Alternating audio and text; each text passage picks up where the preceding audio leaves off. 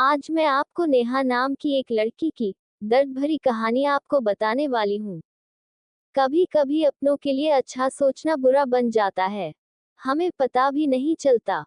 नेहा के साथ भी कुछ ऐसा ही हुआ। तो आइए जानते हैं कि क्या है नेहा की दर्द भरी कहानी। नेहा एक मिडिल क्लास फैमिली से थी, जिसने अपनी अभी पढ़ाई पूरी कर ली थी और अब वह अपने घर पर छोटे बच्चों को ट्यूशन पढ़ाती थी। नेहा काफी खूबसूरत थी और वो दिखने में बिल्कुल गुड़िया की तरह थी।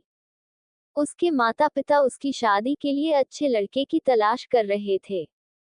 तभी नेहा के मामा ने एक लड़के के बारे में बताया।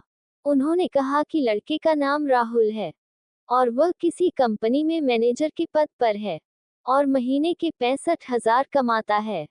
नेहा के माता पिता ने लड़के की फोटो देखी तो उन्हें लड़का पसंद आ गया। जब नेहा की मां ने नेहा को लड़के की तस्वीर दिखाई, तो नेहा ने कहा, जब आप दोनों को लड़का पसंद है तो मुझे भी पसंद है। अब लड़का और लड़की वालों के परिवार ने मिलकर शादी की तारीख तय कर दी। नेहा के माता पिता बहुत खुश थे कि उनकी बेटी की शादी एक अच्छे घर में हो रही है। पूरे धूमधाम से नेहा की शादी हो गई।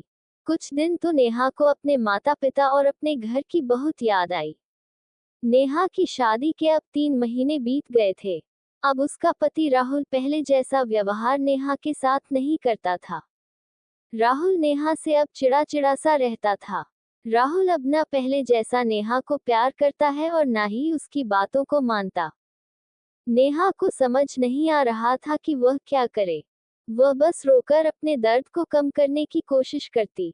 एक दिन नेहा को पता चला कि राहुल सिगरेट पीने के बहाने छत पर जाता है और किसी लड़की से बात करता है। जब नेहा ने राहुल से पूछा कि आप रोजाना छत पर जाकर किससे बात करते हैं, तो इस पर राहुल ने जवाब दिया कि वह मेरे ऑफिस का फ्रेंड है, मैं उसी से बात करता हूँ और तुम अपने काम से मतलब रखो।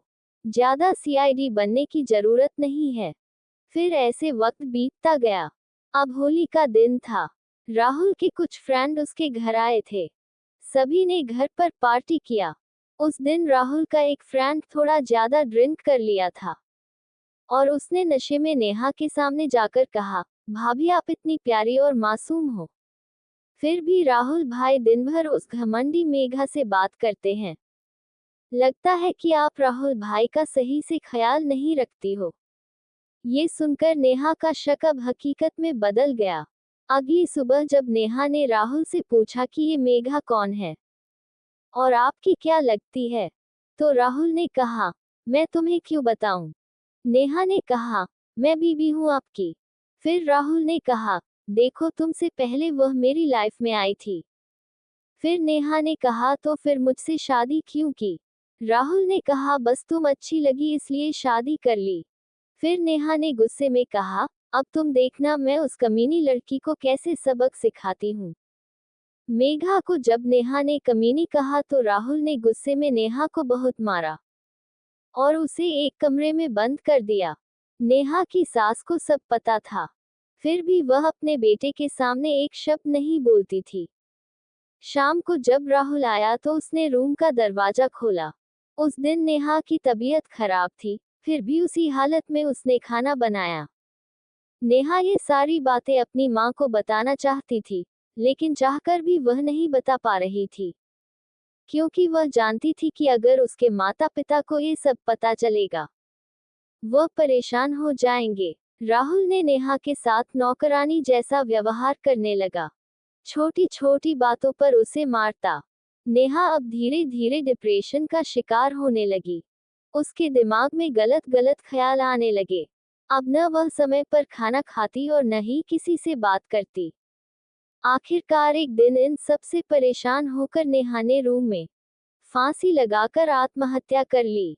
नेहा ने आत्महत्या का कारण किसी को नहीं बताया, लेकिन उसकी सास को पता था कि नेहा ने आत्महत्या क्यों की।